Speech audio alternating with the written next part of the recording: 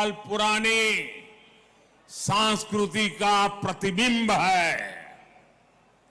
Idea of India यानी सत्यमेव जयते। आइडिया ऑफ इंडिया यानी अहिंसा परमो धर्म। आइडिया ऑफ इंडिया यानी आचारः परमो धर्म। आइडिया ऑफ इंडिया न ही सत्यात् परो धर्म। आइडिया ऑफ इंडिया एकम सत् विप्रहा बहुधा वदन्ति। आइडिया ऑफ इंडिया वसुधैव कुटुंबकम। आइडिया ऑफ इंडिया सर्वपंथ संभाव। आइडिया ऑफ इंडिया अपदीपो भव। आइडिया ऑफ इंडिया बुद्धम शरणम गच्छामि। आइडिया ऑफ इंडिया सर्वे भद्राणि पश्यन्तु मां कश्चित् दुर्भाग् भवेत्। आइडिया ऑफ इंडिया परोपकाराय सताम विभूतयः। इंडिया आइडिया ऑफ इंडिया जन सेवा ही प्रभु सेवा। आइडिया ऑफ इंडिया ईश्वरः सर्वभूतानां। आइडिया ऑफ इंडिया सर्व ज्योति के बीच समाना। Idea of India God is great. Idea of India नर में नारायण जीव में शिव। आइडिया ऑफ इंडिया या देवी सर्वभूतेषु मातृरूपेण संस्थिता। आइडिया ऑफ इंडिया नारी तू नारायणी। आइडिया ऑफ इंडिया मां विद्विषाव है। आइडिया ऑफ इंडिया मिच्छामि दुक्कडम। और आइडिया ऑफ इंडिया अपि स्वर्णमयी लंका न मे लक्ष्मण रोचते जननी जन्मभूमिश्च स्वर्गादपि गरीयसी। हमें जन्म देने वाली ये धरती मुझे स्वर्ग से भी ज्यादा प्रिय है। ये भगवान श्री राम के ही तो बोल थे। ये आइडिया ऑफ इंडिया आज केवल मान्यताओं तक सीमित नहीं है। ये आइडिया ऑफ इंडिया आज भारत की एक सशक्त पहचान है। ये आइडिया ऑफ इंडिया आज भारत की बुलंद आवाज है। और इसलिए आज आइडिया ऑफ इंडिया यानी इंटरनेशनल योग दिवस। आइडिया ऑफ इंडिया यानी one earth one family one future का विजन। आइडिया ऑफ इंडिया यानी विश्व के लिए one sun one earth one grid का विचार।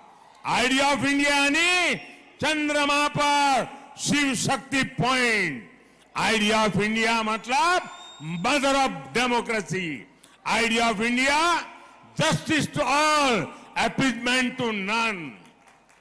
जिन श्री राम से हमें ये प्रेरणा मिलती है उन्हीं प्रभु राम की पूजा को कांग्रेस आइडिया ऑफ इंडिया के खिलाफ बता रही है।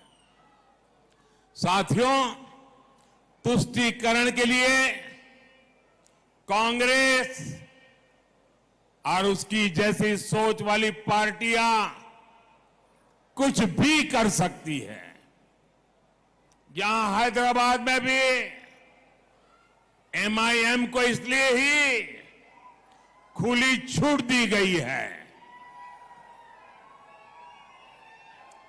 वोट बैंक न नाराज हो जाए इसी डर से ना तो कांग्रेस और ना ही बीआरएस हैदराबाद मुक्ति दिवस मनाना चाहती है। लेकिन अब बीजेपी ने हैदराबाद को इस खौफ से मुक्ति दिलाने की ठानी है। केंद्र सरकार ने तय कर दिया है कि हर साल 17 सितंबर को 17 सितंबर को हैदराबाद मुक्ति दिवस मनाया जाएगा। भाइयों और बहनों, हिंदुओं को बांटो और अपने वोट बैंक को खुश करो, ये कांग्रेस की रणनीति है। इसलिए कांग्रेस एससी, एसटी, बीसी से रिजर्वेशन छीनकर रिलीजन के आधार पर चाहती है। आपने सुना होगा कि शाहजादे के करीबी और चारा घोटाले के दोषी नेता ने क्या कहा? जेल से बाहर आए हैं और क्या बोल रहे हैं?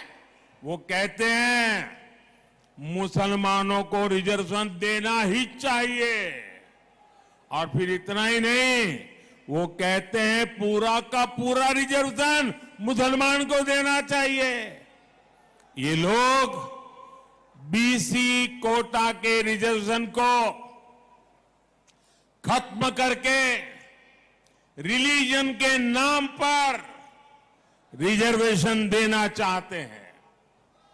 इसका बहुत बड़ा प्रभाव जो जीएचएमसी चुनाव में पड़ा था वो हम सब ने देखा है। जिन सीटों पर बीसी समाज का हक था वो उनसे छीन ली गई। कांग्रेस यही मॉडल पूरे देश में लागू करना चाहती है।